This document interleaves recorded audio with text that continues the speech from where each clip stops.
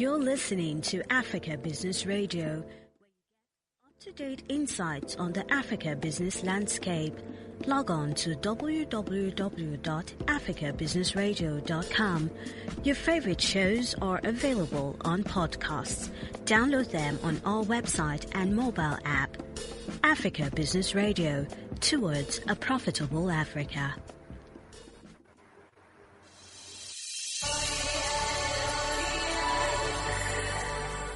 Africa is rising, they say, but Africa must rise with its people.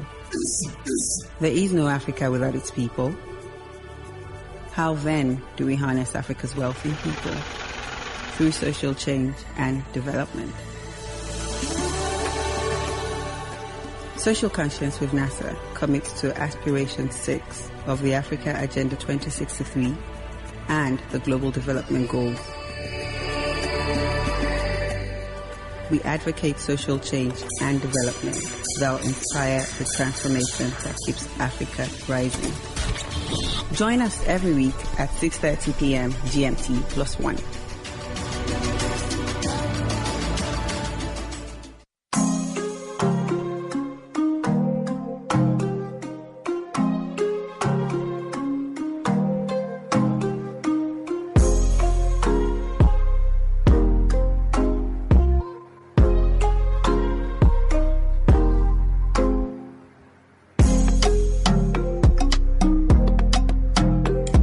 Welcome to another episode of Social Conscience with NASA, SCWN, right here on Africa Business Radio in Lagos, Nigeria.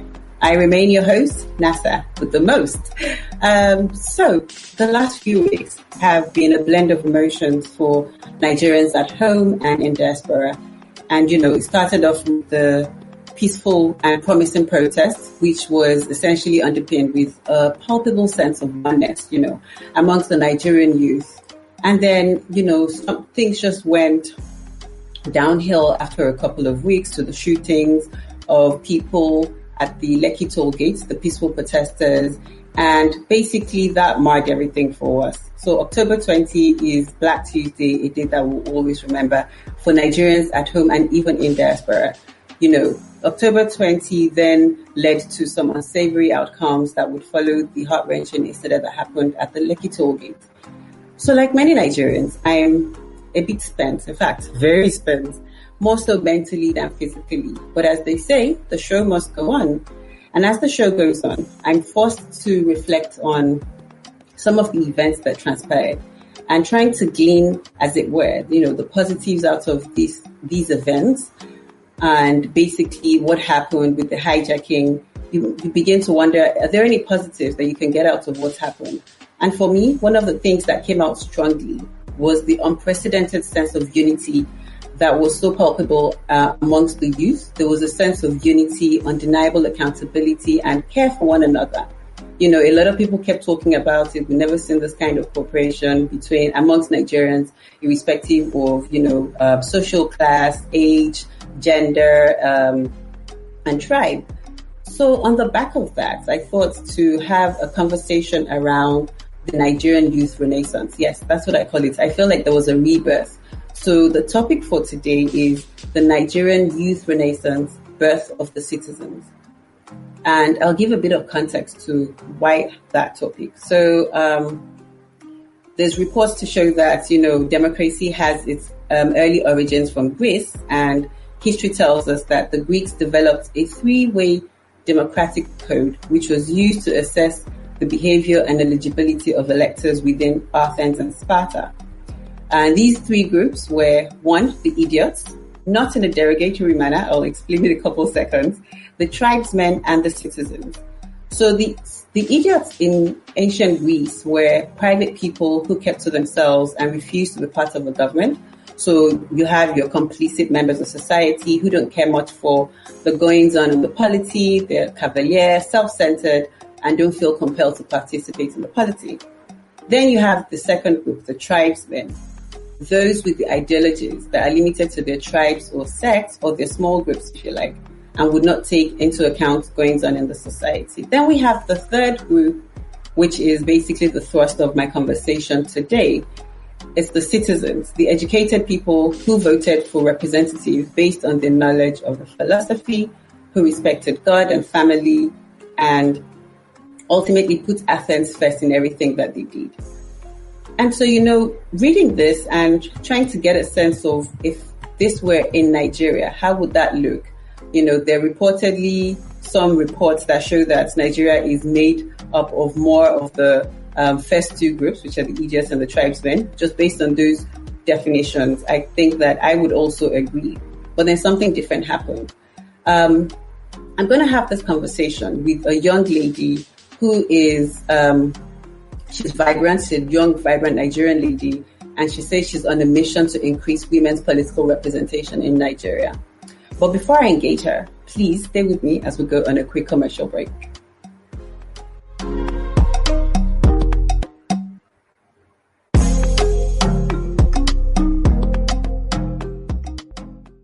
You're listening to Africa Business Radio, where you get up-to-date insights on the Africa business landscape. Log on to www.africabusinessradio.com. Your favorite shows are available on podcasts. Download them on our website and mobile app. Africa Business Radio, towards a profitable Africa.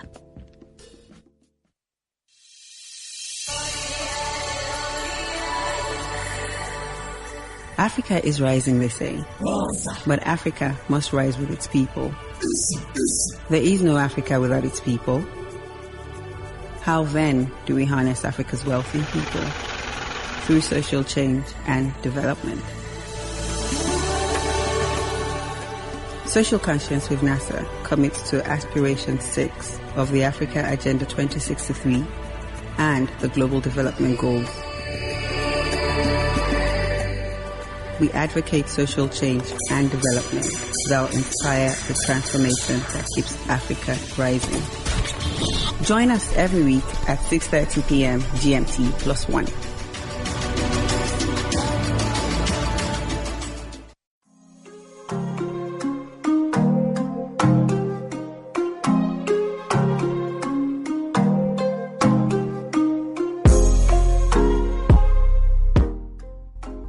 The topic is the Nigerian Youth Renaissance, Birth of the Citizens.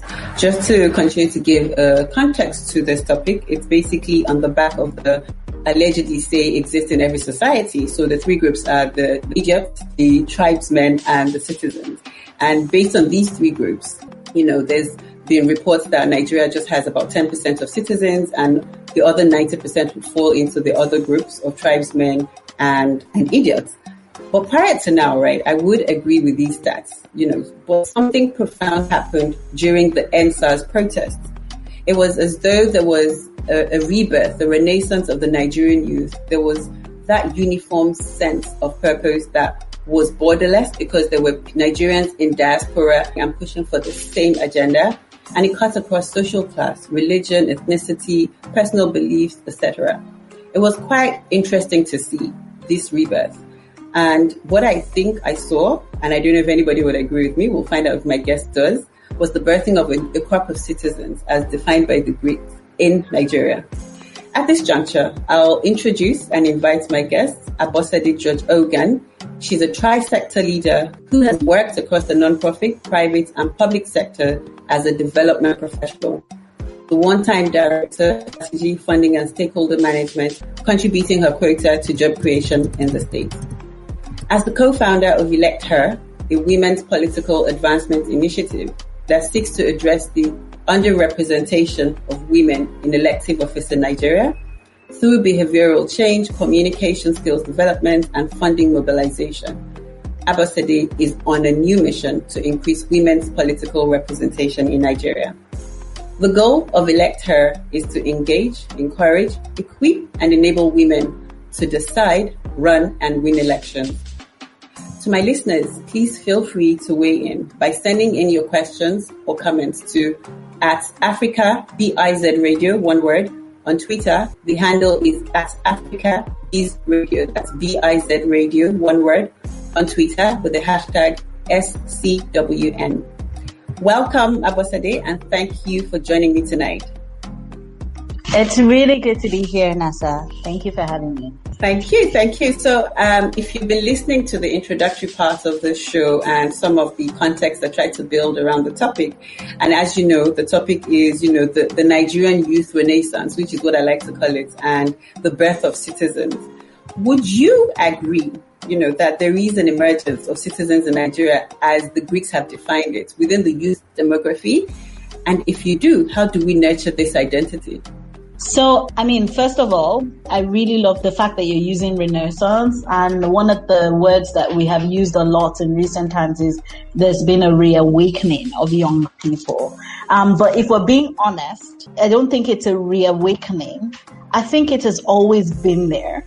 But when they say opportunity meets preparation, I definitely think that was what we saw with what happened over the last 2 weeks. So in terms of how the Greeks defined, do you mean like the 3 different categories that you spoke to earlier?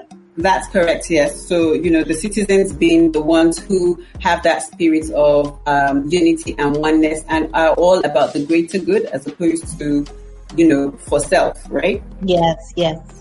Great. Yeah, so I have to be honest with you. I think that Nigeria has young people who are eager, hungry, desperate to be citizens.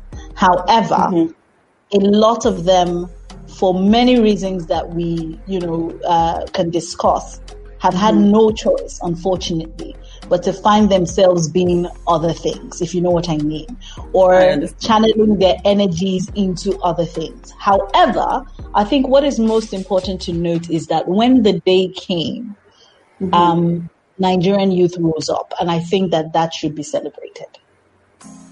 Absolutely. I totally agree with you. So, but then you see, I hear you when you say that it's always been there. And so maybe, yes, in truth, it's a reawakening as opposed to an awakening. And I also hear when you say, but for factors that we could discuss later, they're probably not inspired to be citizens, right? And I was going to ask a question around what is the incentive? So how the Americans are proudly American, and you can see that sense of patriotism and that sense of belonging and that sense of uniform identity. What are these factors and how can we, overcome them? Because we saw a bit of that play out with the kind of youth that came to hijack the protest. So the narrative is fair to say that it was no longer a peaceful protest by the youth just based on demography. But we also know that those particular crop of youth were of a different, should I say, background or social class. Category, yes. You understand? So what are these factors? How can we overcome them? Just basically, what do you think? So because we already know Nigeria, and I'm sure our audience is very varied with this conversation. One of the things that growing up in Nigeria will teach you or offer you is a lot of hope. And I'm being very honest. It's something that you have to hold on to. It's something that you need to embrace, right? And I think that, apart from a very few of us, very, very few, the rest of us, yes, exactly. The rest of us are then subject to that hope, pot of hope, if you want to call it that. And it's really what we end up doing with that, right? So regardless of whether you go to public or private school, because that's like at a micro level, right? But then there's the larger environment that you have no control over, which is the insecurity, the sort of livelihood that people have access to. Do you see what I'm trying to say? Even if you went to a private school, you lived in your little bubble. And I think that's something that last week taught us, that there is no bubble, right? Because at the end of the day, we're all are together. Do you see what I mean? Right. Yes. I worked at an organization called Action Aid many years ago, and we did a report then, or we had a strategy then called Poverty in the Midst of Plenty, because that's exactly one of the things that describes even the rich in Nigeria or the elite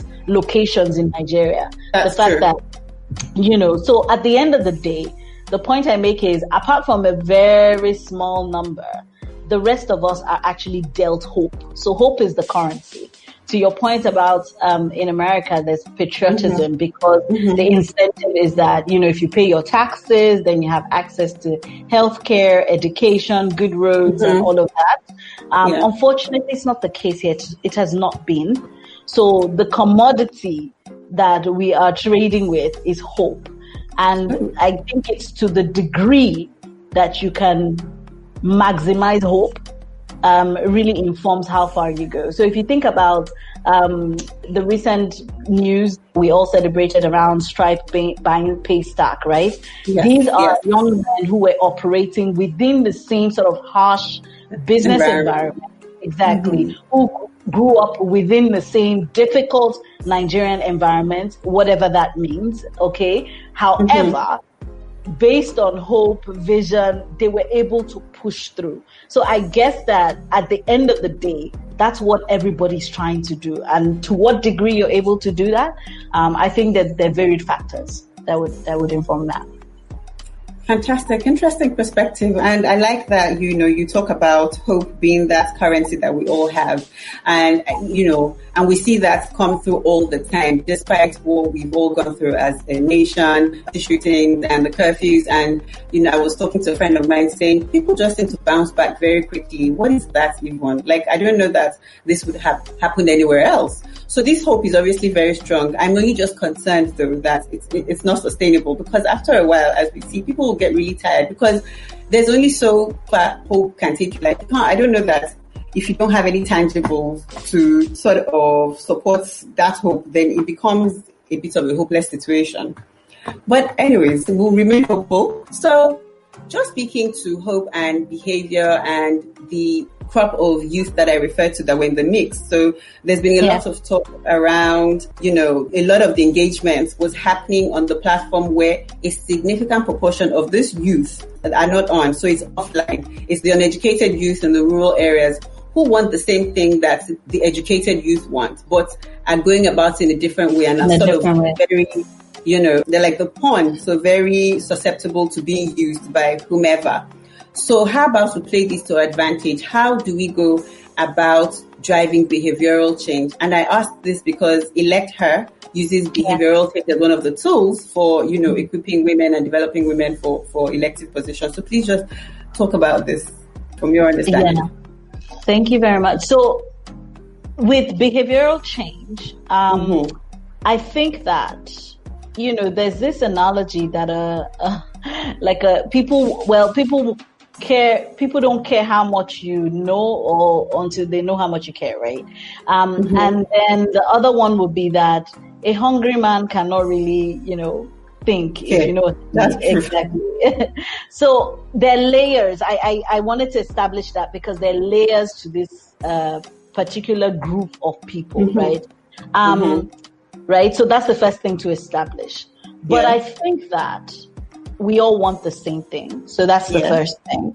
The second thing is they probably don't do better because they don't know better. So one of the things that is an opportunity, and I think that also was a win from the entire protest and post that, is that there's now an opportunity for a grassroots movement, right? Not a top-down, but a bottom-up movement that I think would be very, very useful in actually getting those category of young people to the level of the educated. Now, they can never be at the same level of maybe understanding, but at least we want the same things. And just the reasoning that, look, this is not the right approach when you're looking to get X. I think we will be able to arrive there. So there's a lot of grassroots engagement that needs to happen, from meeting people where they are in terms of their language,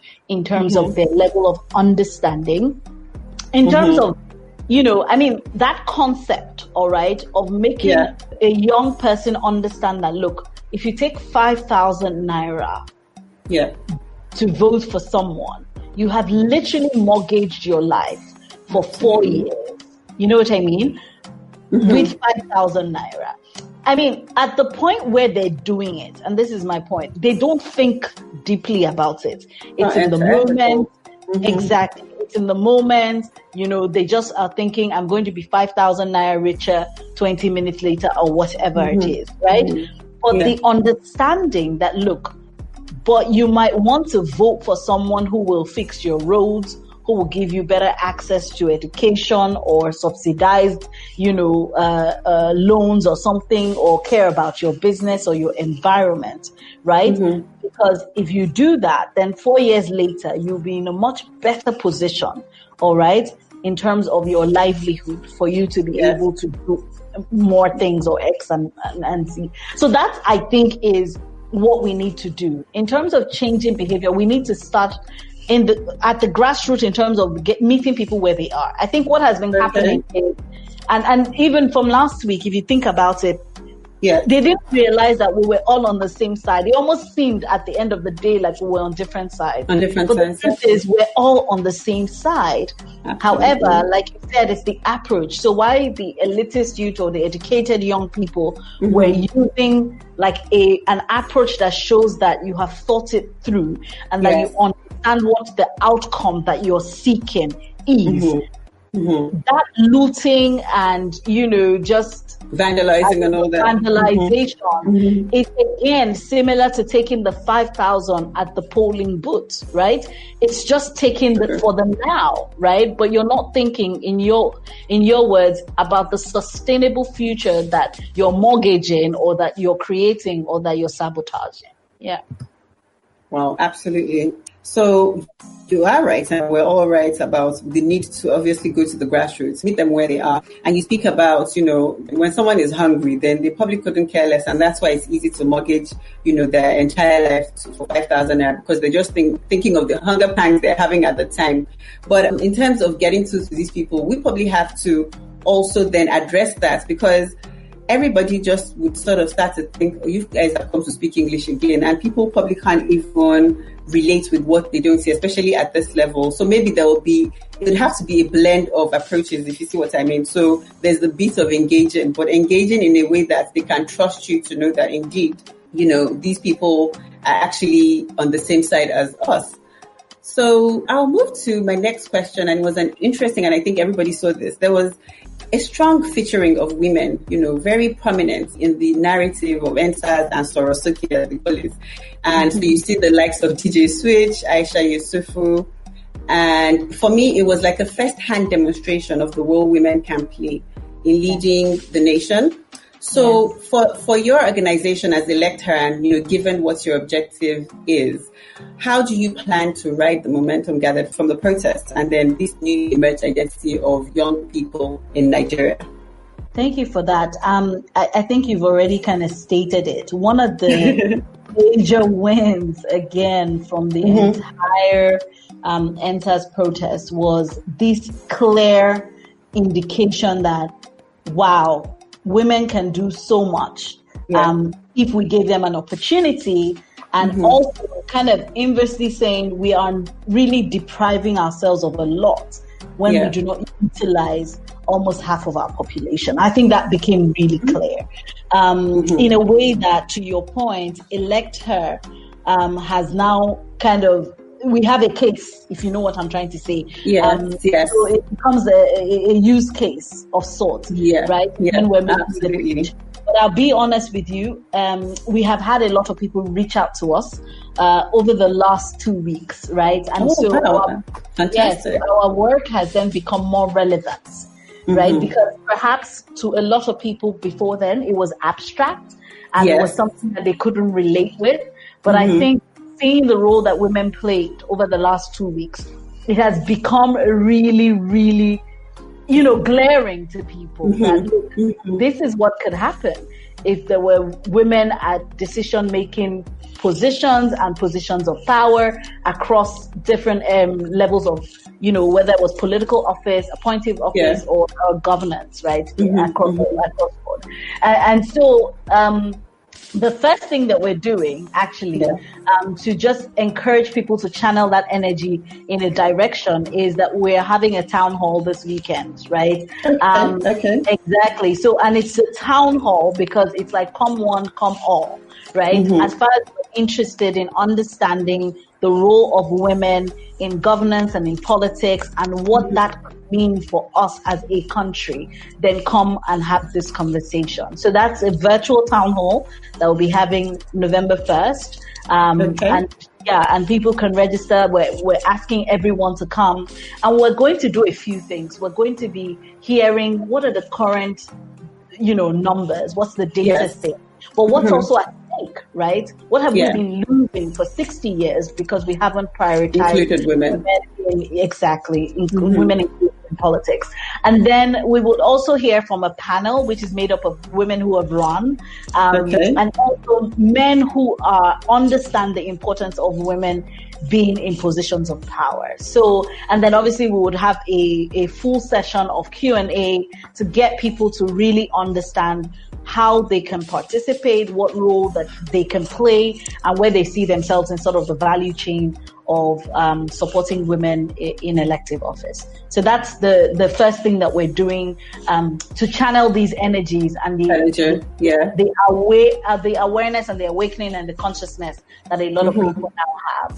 But beyond that, ElectHER already has a platform called Decide to Run, where if you were interested in running today, you could actually go on there. So it's a recruitment platform where we want women who are interested in running to raise their hands and come into a network that actually equips them, enables them to run and to win elections.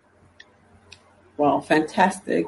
So I was going to ask, right? So you talked about, since the protest and the past couple of weeks, you're seeing a lot more interest indicated. So prior to the protest, what kind of numbers were you seeing? And did you see young women interested? And what kind of women were these? What was their profile, social background? Just to sort of get a sense of, how genuine these interests are. I think that's a really good question. So there's something I always say about Nigerian politics that I find very interesting, actually. I always say that the women at the rural women are very politically aware. It's amazing. I always say that there's an Iyaruka everywhere. Yes. And that's because there was a place I lived, I wouldn't disclose, but her name was Iyaruka. And she did door to door for the party she represented. Like, she wouldn't let you rest. Okay? And this is a woman who's illiterate, uneducated, but she was very aware politically and she was involved at the party level. Right? Which is something that her educated counterparts, right, will not necessarily be doing. Okay? So that's why I think that's a very interesting question. Now, for the life of, since 21 years ago when we became 1999, I'm sure you understand that when you're running for office, the women, the market women and the market women leaders are a strategic, stakeholder group. So women have actually been playing a role. The question is, what role have women been playing, right? So at the party level, you have women leaders, but why can't a woman be the party chairperson? Yes. Now that's the real question, right? So the point you make is, or the point I'm trying to make to your question is, we've actually had women who are involved. Right? But most of them are at the rural level and at a level of party politics that does not translate to getting women elected. Does that make sense? Because a woman can only get elected when she becomes, gets the tickets for the party. Yes. Right? Exactly. When she has the skills to run for office, right? And then when she has the money, because whether we like it or not, we're in Nigeria. Absolutely. Politics is expensive in Nigeria, a lot of places in the world. So the point I make is Iyaruka has always been there. Iyaruka is aware. Iyaruka is playing her role. She's not empowered enough. She buys a shrebi, but she's not empowered enough to be the one to run. Or rather, maybe not, she can run, but to your point, the word is empowered. She just doesn't understand that there is more. And even if there was more, who is going to support her actually, do the push to actually get over the finish line in running herself. So to your point, the interest is genuine, I think, because these educated women have now realized, oh, wait a minute, am I on the right side? of things, right? Should I care more, right? The fact that I can work in a bank or work, in a nice consulting firm, does that make me immune, right, to what's happening in the country and the nation ultimately? Exactly. So why I say it's genuine is people now realize, yes, I will vote, but beyond voting, if there's any way I can support a platform and elect her, right, to ensure that we get more women elected, then perhaps we can really change Nigeria. Wow, fantastic. You know what? It's interesting when you talk about rural women being represented, because as you mentioned, in fact, I had a visual. I'm sure I remember seeing that type of woman and thinking, you know what? Are these the only kind of people? So is this something about this? Is this just a bravery thing? Are they just braver than the, elite women? Or is this just a, you know what? I don't have anything to lose, and this is probably the only way for me to, be at the table and see what I can do to make my life better. But I do hope that more women, across on the other side, the elite women would start to participate more. I also wanted to ask about the role of women, because you mentioned that earlier. You said, this town hall is also to sort of highlight what the role of women do in nation building. Is it different from the role of men, or is it just that, are there roles that are more suited to women? Is that what you're saying? So I think that's a really important question, because what we like to say is why women, and it can't just be because she's female. No, she's female. Sure, that's not good enough. Certainly not. But there are a few things, and there's research that backs this. But I want to just take us a few months back to an example that I think was displayed similar to what happened in Nigeria before the world, and it was the response of female heads of states and governments across the world to the COVID-19 pandemic, right? So that was something that we watched unfold. So it wasn't like one country was dealing with something. This was the whole world. So when I say the whole world, it means that all the world leaders were dealing with the same problem. And evidently, based on results, which is something that's very important, it was evidence that the female heads of government in Germany, in Norway, in New Zealand, in Taiwan, did a much better job at actually mitigating the potential effect of the pandemic, right? So, I mean, the summary of that conclusion now is that it looks like women are better leaders in time of crisis. So that's kind of what that whole study is alluding to. Yes. Right. And then in terms of the specifics, if you take the Prime Minister of New Zealand, who obviously recently won her election, and really attributed to the way she responded to COVID-19, if we're being honest. The practical things was the fact that when something like a pandemic is going to hit your country, just nature of nurture makes you really concerned about how do we respond. And it was very interesting that not only did she do a campaign where, every day she was briefing the country, right? She did specific campaigns for children, right? So it's almost like saying, I care enough to address you as a stakeholder group because I know how critical it is for your well-being. Do you know what I'm trying to say? So it's that, call it attention to detail, call it empathy, but this is what the data is showing. And I think that one of the things that we're very particular about with our work in ElectHER is all of this data is really important to us because we want to have a conversation and let you know that it is actually backed by data. The other thing that's very, very, that research has shown is that women do have a more redistributive agenda. So what that means is when women are in positions of power or in decision-making positions, then everybody benefits. Not just women. Not just women. Women, men, young, old, children, people living with disabilities. Exactly. So women think more broadly about policies and legislation that would actually improve livelihoods and development, right? So this again is also backed by data.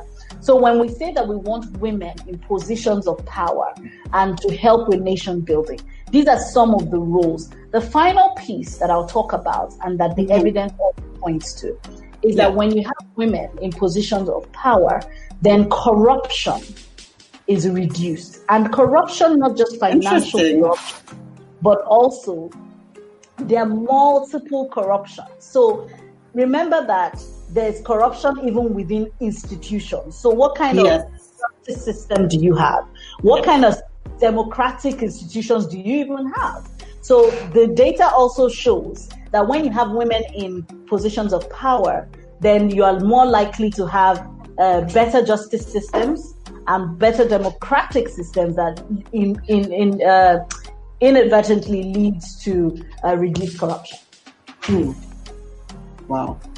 Okay, so women, it's all for women now, and I think everybody should be clamoring to have women because everybody's going to benefit from having women. And I think that this is the strong point. You know, when we talk about gender equity or gender equality, it's the fact that we need both men, women, people living with disabilities. We need the society to be representative of society. Yes. Fantastic. Abosede, I agree with you. So for someone like me, I think that I have a bit of a bias and I'm thinking, public sector, how attractive is it? Why would I want to work in the public sector?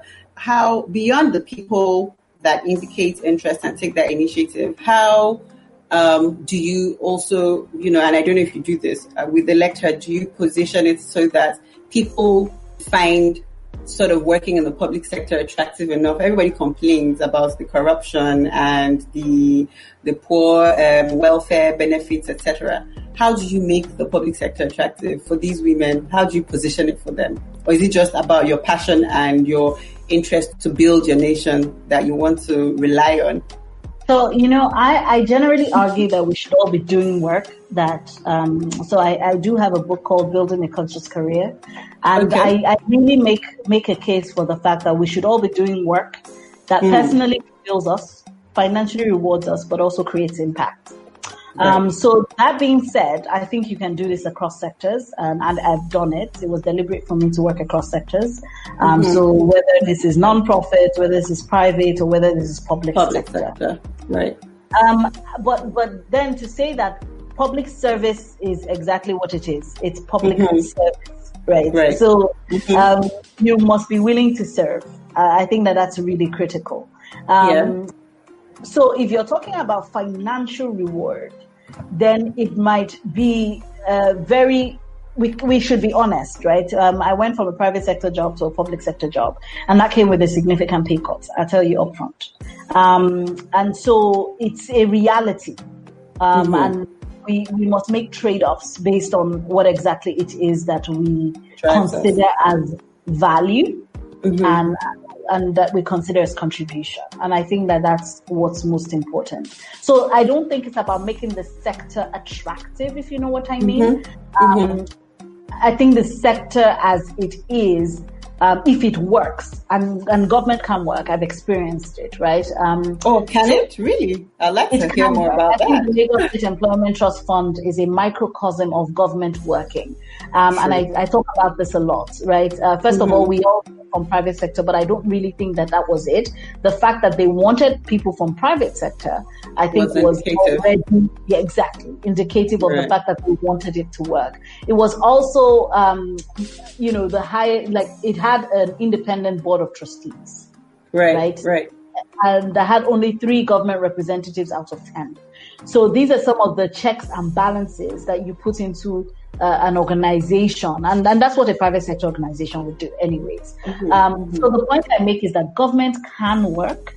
I think that, so for example, if I think about my role in a public sector agency, part of my role was to raise money.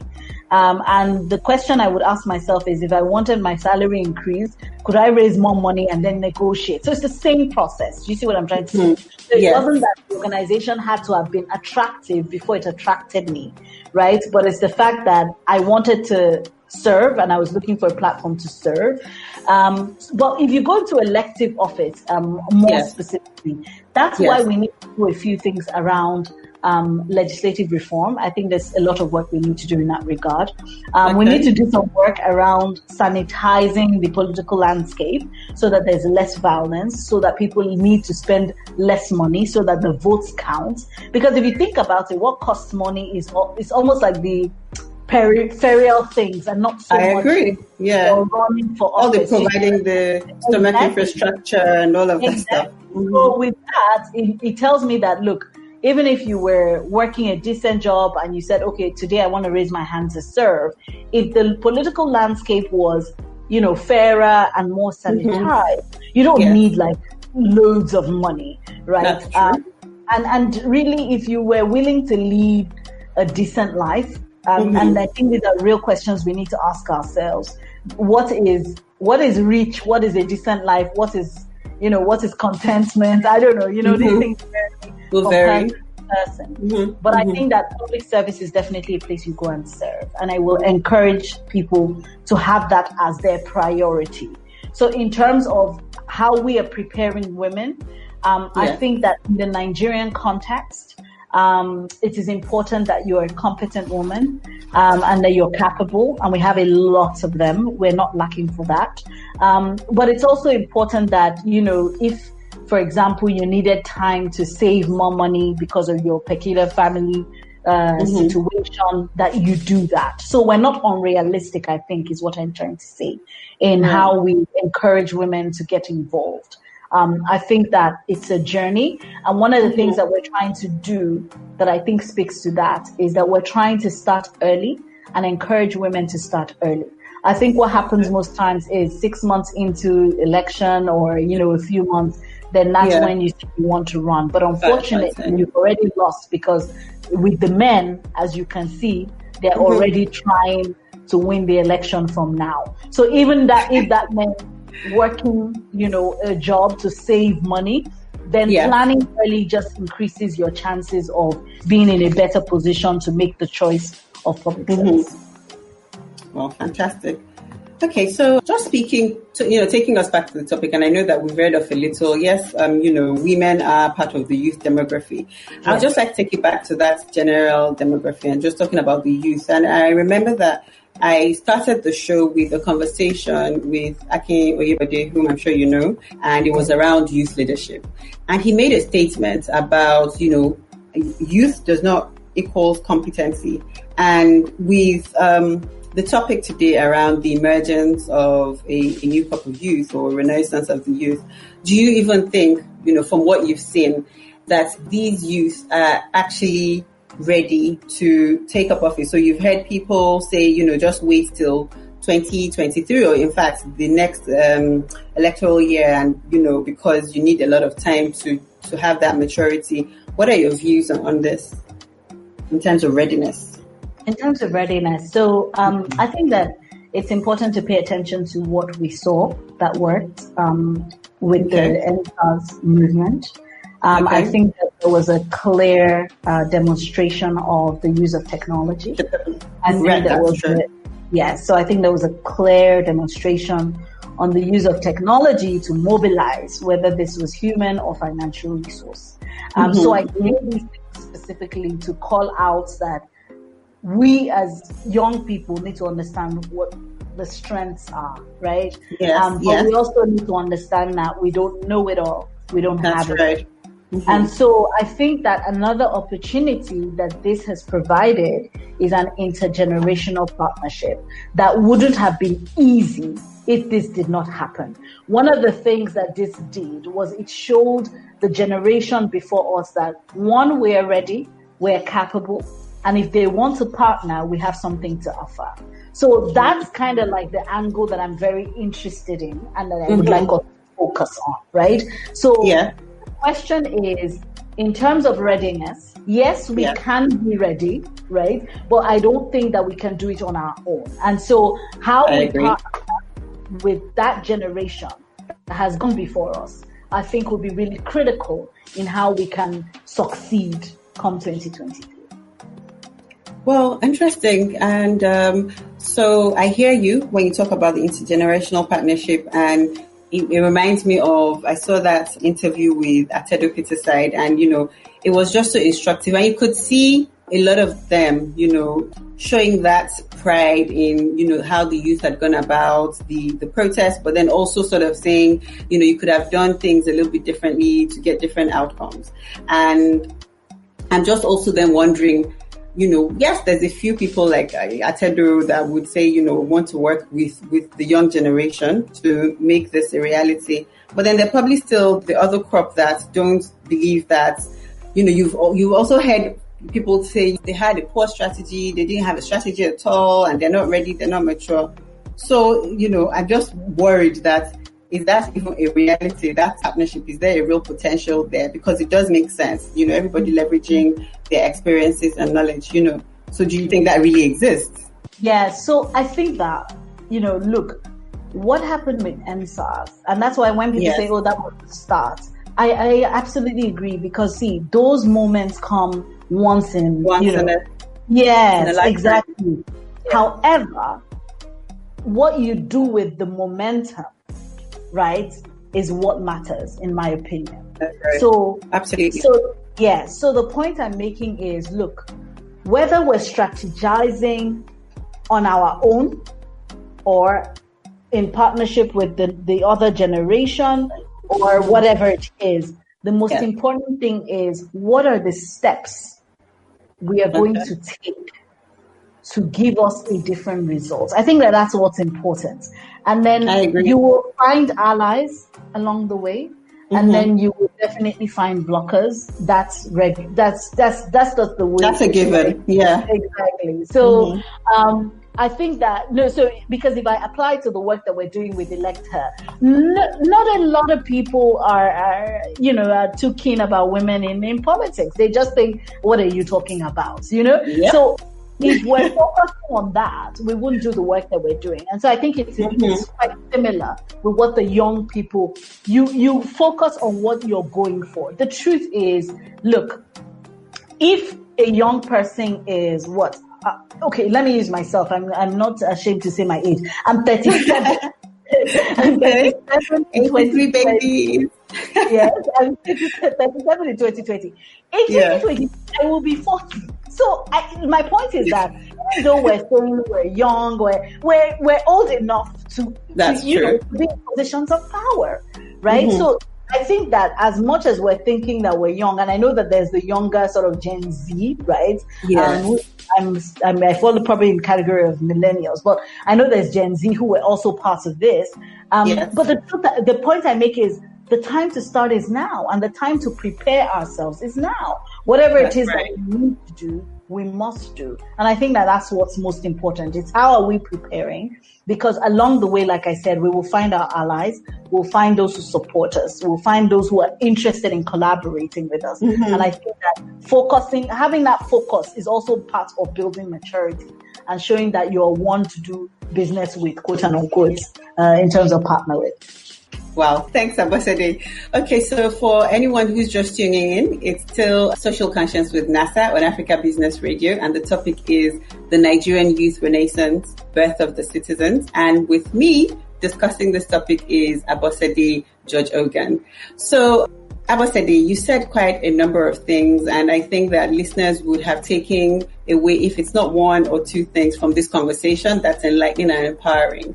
But before I let you go, right, I'd like to just know, so the young Nigerian sitting at home, the young Nigerian female, that is interested in contributing her quota to nation building, what would you say to her? What are the things that she needs to start thinking about? What are the active steps that she must take? And if she were to play her role in nation building?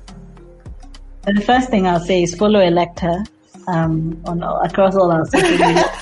So you say that again, follow ElectHER, okay? Yes. Can you just say where they're following? It's at ElectHER_NG. Across all platforms. And I think it's important because, I'll say this, to be honest, we started ElectHER because we didn't see that a platform existed to support women to get into office, right? So I mean it when I say that. And the 4E approach that I described earlier around encouraging, engaging, equipping, and enabling. The encourage part is for everybody, right? So if you just wanted to become aware, we create a lot of content that actually educates you, that enlightens, that actually just creates awareness, so that at least you know what's going on. And then if you're more interested, then you can kind of go into the equip part, and then benefit from like our trainings and things like that, or attend our events. We've got a lot of stuff that we're doing. And all of this is free or charged? Or all of this is free. Yes, all of this is free. Oh, fantastic. Exactly. So I really mean it when I say follow ElectHER, because that's why it exists, right? I think that it's also important for all of us to kind of know basic stuff. First of all, if you're not a registered voter, what are you doing? You know, so that so that part is, super important. And I think, little things like knowing who your local government chairman is, very basic information. Right. And then, if you're from a state, knowing who your House of Rep members are, who's representing you in the Senate. It's just the basic things, right? Because then that increases, that increases just your consciousness and your awareness. And then when you hear in the news that something is happening, your rep or your senator did this, then it's more relatable, right? And then in your estate association, you're within a local government. What's going on there? So for me, I think apathy is one of the things that we had been, experiencing, that this protest now made us reignited. Yes, the interest. Yeah. Exactly. So I don't think we should lose the momentum. I think we should build on it, and it would involve us sort of educating ourselves, getting involved, contributing, and like I said, that's why we're having a town hall, which is like creating space for people to come and learn, share, participate, find out how to get involved, and all of that. Wow, fantastic! Thank you very much, Abosede. It's been very enlightening talking to you and having this conversation with you. I wish we had more time, because there's so much more questions I would like to ask, but I'm sure that we can do another session, at a future date. So if there's anything you want to say, 1 minute before you go, or... No, thank you so much, Inasa, for this. Again, for creating space. I think that is always important to have these conversations and to create space. I guess what I would say is, we really do have an opportunity in this time in our history. And all of us have a role to play. It is a real value chain. You might be the voter, you might just be a supporter, you might be a cheerleader, you might be a sponsor, you might just be a contributor, whatever it is. Just make sure you don't switch off again. I think that's what's most important, right? Let's take advantage of this opportunity where we're all literally woke and awake, and ensure that, whatever it is that happens in 2023, we get the Nigeria that we really desire and that we all deserve. Thank you. Fantastic. And I say amen to that. Thank you very much, Abosede. Thank you very much for having me. Thank you. So, to my listeners, you heard Abosede, and she just basically said, keep the momentum, just keep it going. If you can play any role you want to play, you don't have to stick to one particular. You could be the voter, you could be the supporter, you could contribute, but just make sure you don't switch off. That's what Abosede told us. For me, indeed, a lot has happened in Nigeria in the past month, and some of them we can't forget, but yet it's ushered an emergence of a new way of being and doing, if I dare say.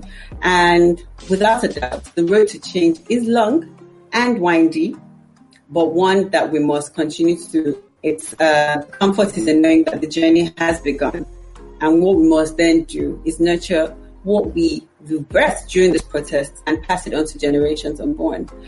May the souls of the faithful departed in the quest for social justice and social change continue to rest in peace, because they too have become our heroes past, and we will never forget that. I've had the pleasure of hosting, and as the African Youth Focus for this month comes to an end, please watch out for the November theme, which is around entrepreneurship, as I bring another insightful conversation your way, same time, same station, next week. Thank you for staying with me, and I remain yours conscientiously.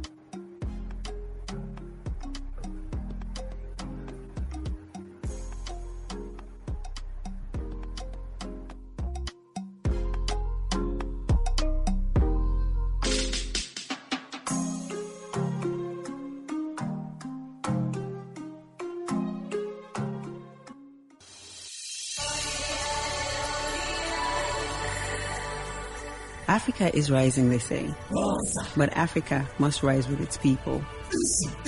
There is no Africa without its people. How then do we harness Africa's wealthy people? Through social change and development. Social Conscience with NASA commits to Aspiration 6 of the Africa Agenda 2063 and the Global Development Goals. We advocate social change and development that will inspire the transformation that keeps Africa rising. Join us every week at 6:30 p.m. GMT +1.